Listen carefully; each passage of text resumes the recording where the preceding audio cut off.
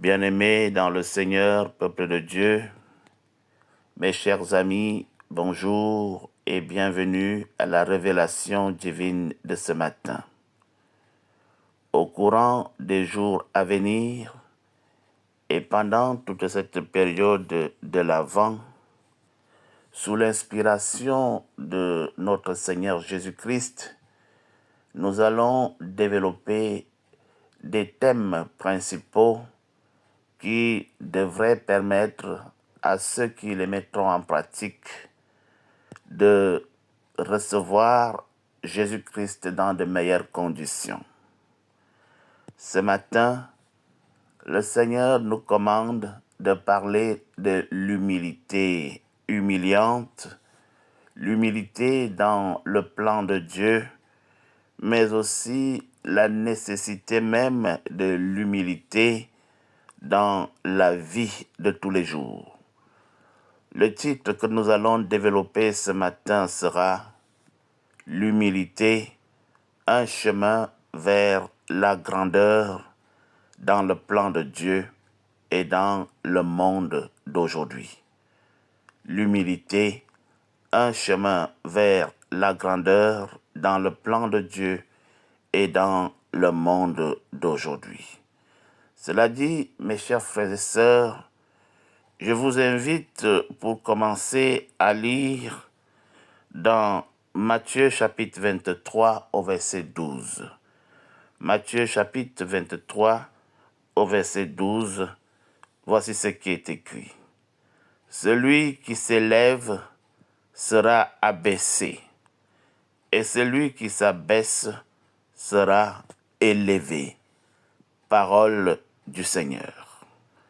Bien-aimés, peuple de Dieu, mes chers amis, une fois de plus, bonjour, et que la paix du Seigneur, qui surpasse l'intelligence des hommes, reste et demeure en chacun de vous et en nous tous, dès à présent, demain et pour les siècles et des siècles. Pour vous servir, je suis le pasteur Francky Evinondois.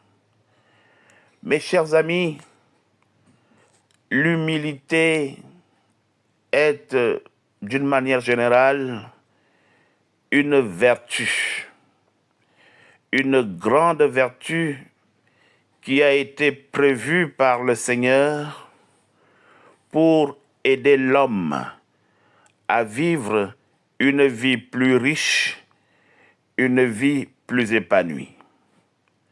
Je dois vous dire, mes chers frères et sœurs, que dans le plan de Dieu, l'humilité est un élément clé qui devrait permettre à celui qui la met en pratique d'atteindre la grandeur, d'atteindre la réussite.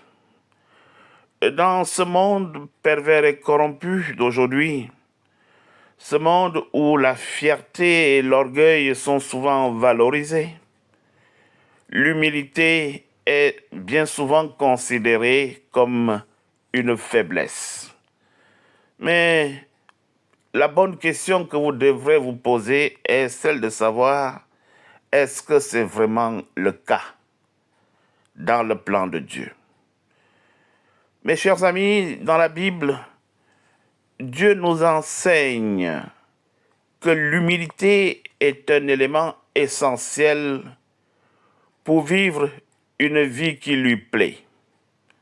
Lorsque nous feuilletons les Saintes Écritures, précisément dans le livre de Proverbes, il est écrit « L'humilité précède la gloire » dans Proverbes 18 au verset 12. Le Seigneur Jésus-Christ lui-même a dit dans Matthieu 11, 29, « Je suis doux et humble de cœur. » L'humilité est donc un élément clé pour suivre les pas de Jésus-Christ et pour vivre une vie qui reflète la nature même de Dieu. L'humilité.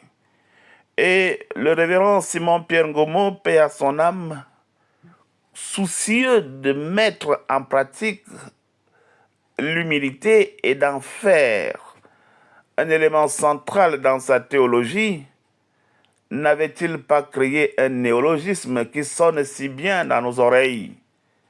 L'humilité humiliante, c'est-à-dire une humilité qui s'humilie, une humilité qui va au-delà de toute espérance, une humilité extrême. L'humilité devrait nous permettre, mes chers frères et sœurs, de reconnaître notre dépendance envers Dieu, mais aussi et surtout notre besoin de Dieu. Je pense que l'humilité nous aide à nous débarrasser de notre orgueil et surtout de notre égoïsme et même, pourquoi pas, de notre égocentrisme. Et l'humilité a cette valeur qu'elle devrait nous permettre de nous concentrer sur les autres, mais aussi et surtout sur les besoins des autres. L'humilité nous permet également de nous soumettre à la volonté de Dieu et de nous laisser guider par son esprit. Mes chers frères et sœurs, peuple de Dieu, oui, l'humilité humiliante présente beaucoup d'avantages dans le monde d'aujourd'hui. Pourquoi? Parce que dans le monde d'aujourd'hui, l'humilité souvent est considérée comme une faiblesse. Mais en réalité, détrompez-vous, car l'humilité est une force qui peut t'aider à atteindre la grandeur.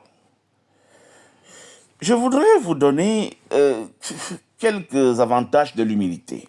Tenez, par exemple, l'humilité nous permet de nous concentrer sur les autres.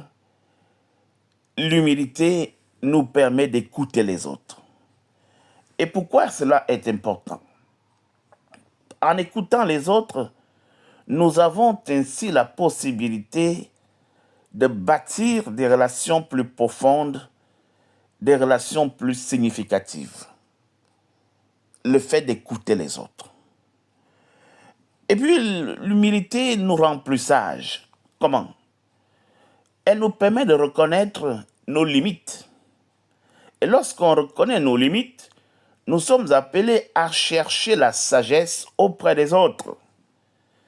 Et cela va nous aider à prendre des décisions plus éclairées et surtout à éviter de faire des erreurs. Mes chers frères et sœurs, l'humilité, par ailleurs, nous amène un peu plus de paix.